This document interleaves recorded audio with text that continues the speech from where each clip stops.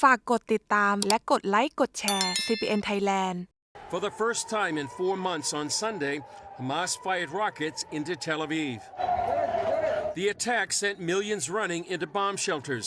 Hamas launched those rockets out of Rafah, where Israel is fighting to defeat the terror group in its last major stronghold. Hamas is choosing to continue this war by refusing to release our hostages and continuing to attack Israel.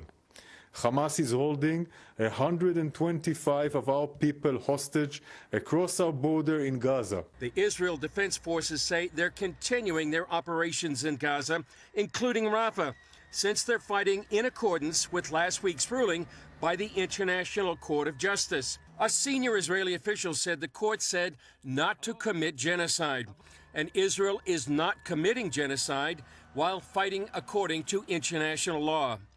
In Rafah, the IDF says it's eliminated the Hamas chief of staff who directed terror activities in Judea and Samaria and was responsible for funding operations in Gaza and attacks where IDF soldiers were killed.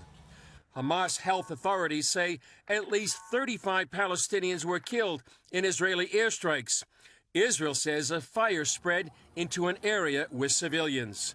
On Israel's northern border, Hezbollah fired dozens of rockets into Israel. Hezbollah leader Hassan Nasrallah also welcomed the announcement by Norway, Ireland, and Spain they will recognize a Palestinian state. Norway and Spain say they'll do it by tomorrow, May 28th. But a Palestinian human rights advocate wrote that recognizing a Palestinian state after October 7th would send a dangerous message that sexual violence and terrorism against civilians can successfully achieve political gains. In Tel Aviv, thousands gathered at the funeral of Hanan Yablanka, a Brazilian Israeli whose body was recovered in Gaza after he was murdered by Hamas at the Nova Music Festival. His mother delivered a message to Hamas. I want to say to Hamas, you will never beat us, never, never.